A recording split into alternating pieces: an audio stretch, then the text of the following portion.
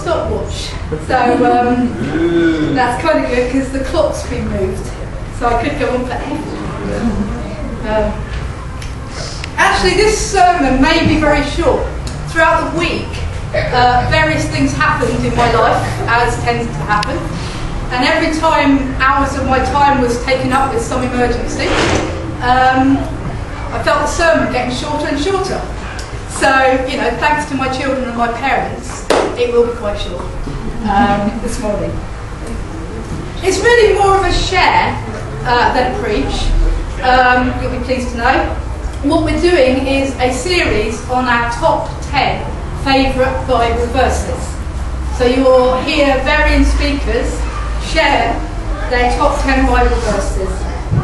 And actually, that is harder than it sounds, for a very good reason. I've been a Christian 35 years, and this book is actually quite big. So to pick 10 verses is quite difficult. There's a lot of good stuff in here, in between things that might not be so interesting, but to pick out 10 is actually quite difficult. So my first one, as every good parent, is actually found in Ephesians chapter 6 and verse 1, which actually says, "Children, obey your parents in the Lord, for this is right." I think that's a brilliant verse, and one which I have occasionally used. However, I would like to point out that God is very fair, and 3 verses later he actually says that fathers should not exasperate their children. Instead, bring them up in the training and instruction of the Lord. It would appear that mothers can do what they like. But in all seriousness, obviously, the Bible has a lot to say about relationships. Parents to children, mothers to kids, and husbands to wives, and us to each other. The Bible is very, very relevant about how we treat each other. And if we all treated each other as in the Bible, I think the world would be a happier place. I often say that to my boss.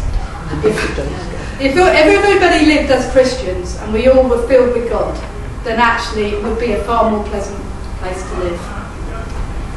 Right, having got that one out of the way, my actual favourite verse is one that I learned as a child. And it is, "Trust in the Lord with all your heart, and lean not on your own understanding. In all your ways acknowledge him, and he will make your paths straight." That comes from Proverbs. If I'd have been better prepared, I would have actually given it to Martin to put up, wouldn't I? I can actually do that, Martin, if you want to find the others. I know we like to go multimedia here, don't we? But as a child, my family weren't Christian, but were sent to Boys' Brigade and Girls' Brigade. And in those days, you had to go to church if you were a member of the Boys or the Girls' Brigade. And so we went up the road to the Methodist church, and there was a Sunday school of over 100 children back then. And they did a really good job because they kind of funneled you through, and when you got to 12, 13, 14 or whenever you were responsible, you went back and you taught the little ones. And it was a great place. And there you had to learn Bible verses. And I always remember believing in God. I always believed he was real, and I enjoyed my time there. However, around the time that I was 12, which was actually the age you could escape church in my family, if you chose to, and my brother and sister already had, I decided to stay. I decided that there was something there that I wanted to stay, independent of my family. And at the time we fostered children, and 2 girls came to live with us. They were 8 and 10, and obviously they were persuaded to go to church. However, because of the background and the difficult start in life that they had, we didn't think they would cope with this hundreds of children running around this massive hall. So we joined a smaller Brethren church, which had a youth group and was run by people my parents knew. My older brother at this time had got really anti-God. I'm really close to him, we're 2 years apart. He's incredibly clever, could sell ice to Eskimos, could argue a point and halfway through you suddenly think he's changed sides. And he was really, really anti, and I think he was very jealous that something or somebody had become more important to me than he was. And that made it difficult for me. I was also about to go to high school before this great change that we're now all going earlier, and I had to kind of think whether it was cool enough to go to church at 13. So my family weren't particularly in favour, and neither was it the trendy thing to do. And I'm always very vocal about what I do and what I believe. So there was no way I was going to go to church and then go to school and pretend I didn't. So I had to kind of work out what was important. So this verse made an awful lot of sense to me. That if I trusted God and didn't trust my own thoughts and my own understanding, that he would direct my paths. I expect I learned the verse for a lollipop. That's what you do, isn't it? But I can honestly say that it's been in my thinking now for 30 years, and God has never seen me wrong if we commit our ways to him. So my third one comes from Micah.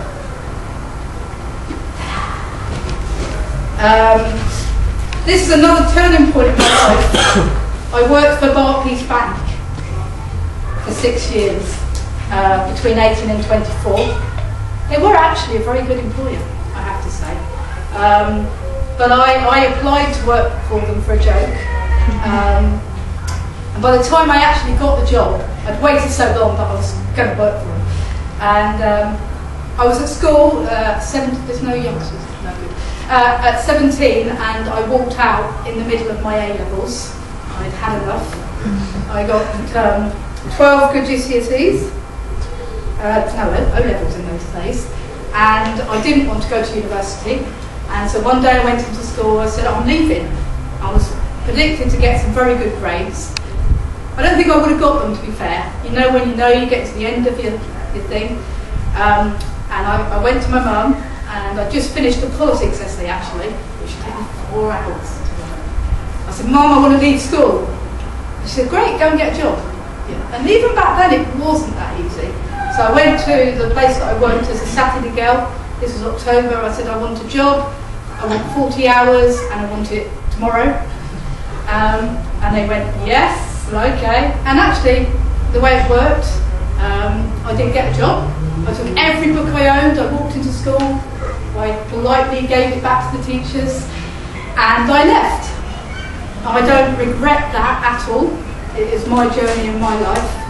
However, having been the most overqualified cleaner that the holiday camp had, and I was a civil service waitress, and worked behind a bar, even my boss was saying, you need to get out of here. You need to do something with your life. That's when I applied to the bank, and I worked for them for 6 years. However, the bank isn't particularly the most moral establishment to work for, and even back then it wasn't. Barclays was heavily involved in South Africa, or at least they got caught. I suspect a lot of others were too. And the higher up I got in the bank, which actually wasn't incredibly high in 6 years, the more things I was asked to do that conflicted with my morals and my beliefs. And I lived and worked in Ryde, and it wasn't going to be long before I was going to have to do something that would cause some stress to somebody that I knew. And sure enough, in those days, if you owed, I think this person owed £125 to the bank, and they did something where they wrote the debt off, but you then couldn't get any lending, you couldn't get a mortgage, you couldn't get another bank account. And I knew this person, And more importantly, I knew the father of this person. And I knew that if the father knew what was going to happen, he would pay off the debt. I knew he would. And so I spoke to my colleagues and said, if I was to tell this father about this situation, where would I stand? And they said, you'll get sacked, obviously. And I said, okay, what if I didn't get caught? And I said, well, you know, if this person complained, you will be in serious trouble. Anyway, I made a decision, and I did tell the father. He did pay off the debt. And his daughter did become a Christian, so that was all very good. However, I do think perhaps my card was marked a little bit in the bank from then on in. And I had a meeting with my bank manager, and I wasn't selling enough Barclay cards and loans, and it was bringing in performance-related pay. And he called me in and he said, oh, you've done really well, we want to give you another grade. However, you're not selling enough credit cards. And I said to him, have you got any children? He said, oh yes. He said, my son's just turned 18. Have you given him a Barclay card? He went, oh no, I wouldn't give him a Barclay. And I said, so you want me to sell Barclay cards to people I know are going to struggle to pay it off? And you want me to offer loans, but you won't do that to your own son? And anyway, I decided that the best thing to do was to resign. And this verse was a verse that was quite important to me at the time. And that was, he has shown you, O man, what is good. And what does the Lord require of you? To act justly, to love mercy, and to walk humbly with your God. And I didn't really feel that Barclays Bank was doing any of those things. So I resigned on the back of a Christian tract. And a really sad thing actually, I didn't know, but I was pregnant at the time with Hannah. And the really dark thing was I could have got a year's maternity leave. But I didn't. I kind of resigned, and that was the end of that. And interesting enough, while I was working out my resignation, so I had a good job, and Tony was currently working, had a good job equally, but he was having to travel. And I was working out my resignation, and he came home, damaged my back somewhere in between, and he said, I just resigned from my job. That's where the kind of husbands and wives bit come in, you know. Anyway, I was a little bit cross at the time, having gone from, you know, quite a few hundred a week to nothing. But there we go. His wasn't moral grounds at all, you know. I have to take the higher ground with this. His was that his boss said, you're going to Birmingham tomorrow. And he said, no, I'm not. It's my brother's birthday. And it was kind of, he wasn't prepared to sell his soul to the firm, basically. So we were both unemployed. And being the moral person that my husband was, he wouldn't sign on because he'd resigned. So that is a whole new story. That's the case of leaning on God then, isn't it, really? But that was an interesting time. My next verse, you're not going to get 10 doubly. That's why I'll give you the Bible studies at the end, because at this rate it would be long. My next verse is one that challenges me. I'm not that old, however I am nearly a generation now above my children, don't get any ideas, could be having children now. And so, but even in my time, Christianity was a lot more respected than it is now. I don't know if it's any more relevant, it might not have been, but you weren't quite regarded as a bit strange for going to church. And certainly in our laws and in our systems, Christianity was held in higher regard than it is now. And this verse is one that challenges me, not in a stressful way. If we put it up. Oh, right, yeah. Romans 10, verse 14. I'll read it while it's going. It says, how then can they call on the one they have not believed in? And how can they believe in the one of whom they have not heard?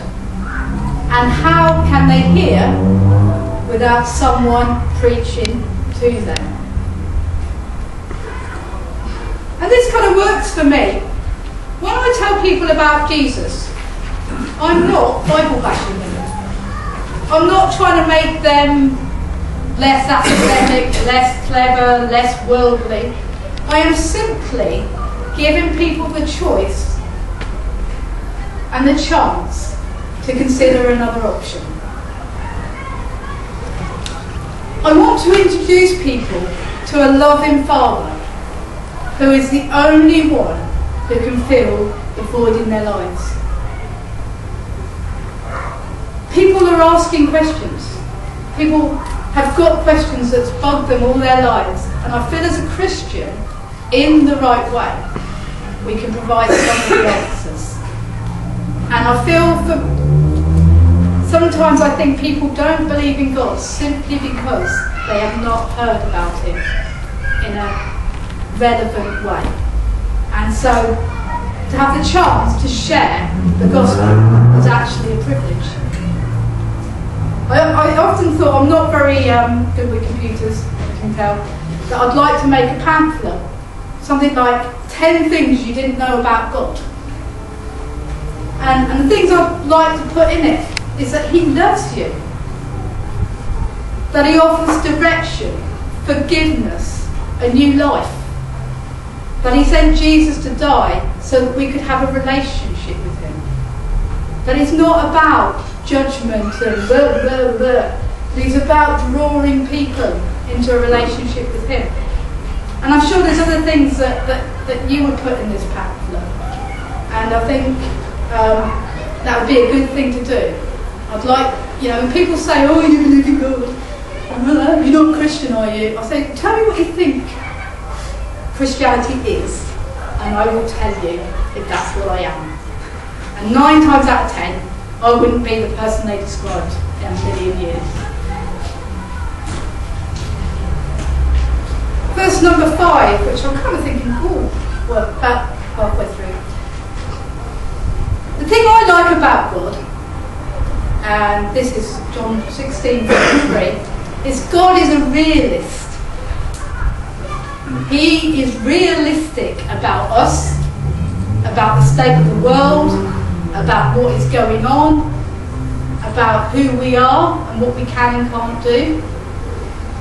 And he says in John's Gospel, this is Jesus to his disciples, I have told you these things. He was telling them some bad news actually, that there was going to be some persecution coming their way. And he said, I've told you these things so that you may have peace. And by that he meant the peace in our hearts.